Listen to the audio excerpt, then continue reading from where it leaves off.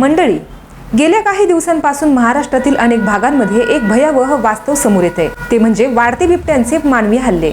शेतात काम करणारे शेतकरी, रात्री घरी परतणारे नागरिक आणि अगदी लहान मुलेही या हल्ल्यांचे बळी ठरत आहेत। पण तुम्हाला माहित आहे का, तुमच्या शेजारी ऊसाच्या फडात लपलेला हा बिबट्या आता फक्त वन्यजीव राहिलेला नाही, तर तो ऊसातील जीव बनलेला आहे। प्रश्न असा आहे की बिबट्या गावात का येत आहे आणि या समस्येवर मात करण्यासाठी सरकारने जो प्रस्ताव आणला आहे तो ऐकून अनेकांना धक्का बसेल आणि काही प्रश्नही निर्माण होतील।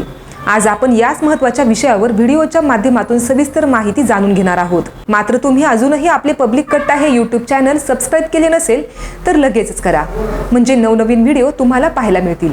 गेल्या काही वर्षांमध्ये बिबट्यांच्या जीवनशैलीत मोठा बदल झाला आहे। वनमंत्री गणेश नाईक यांच्या म्हणण्यानुसार बिबट्या हा आता पूर्वीसारखा फक्त जंगलातील प्राणी राहिलेला नाही।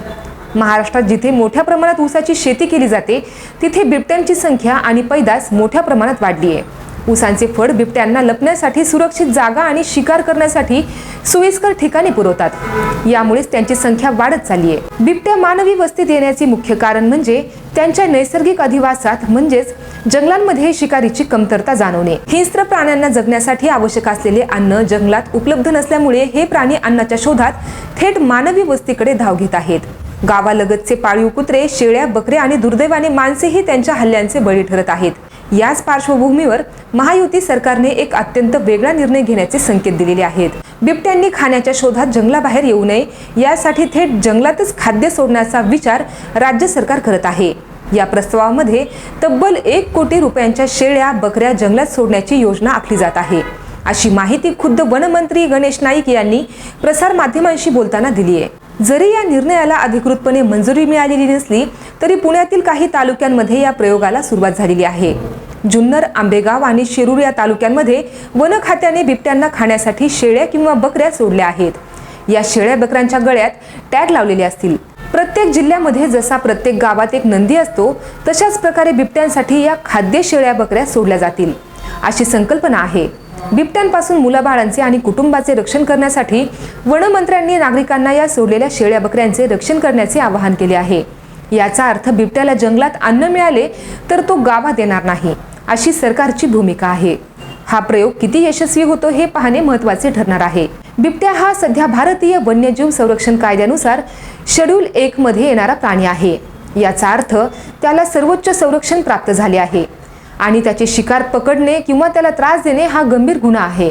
मात्र त्यांची वाढती संख्या लक्षात घेऊन वन खात्याने बिबट्याचा समावेश शेड्यूल 2 मध्ये करण्याची मागणी करणारा प्रस्ताव केंद्रीय वन खात्याकडे पाठवलाय।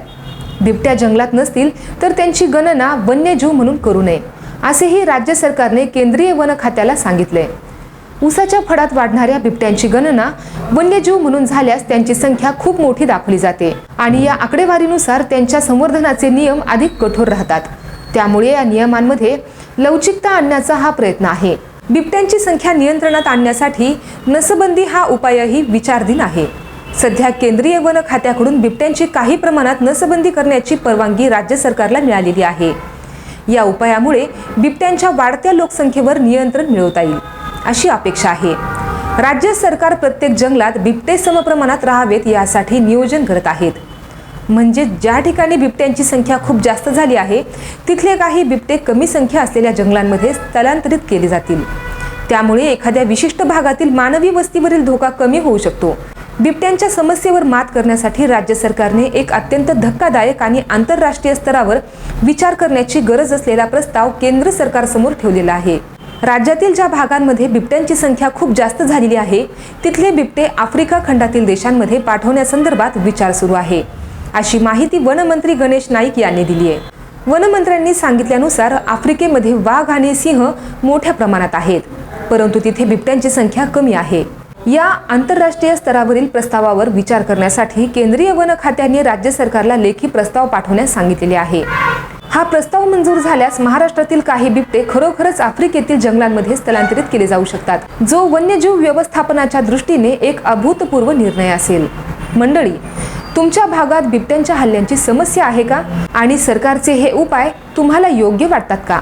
तुमचं मत आम्हाला कमेंट्समध्ये नक्की सांगा। धन्यवाद।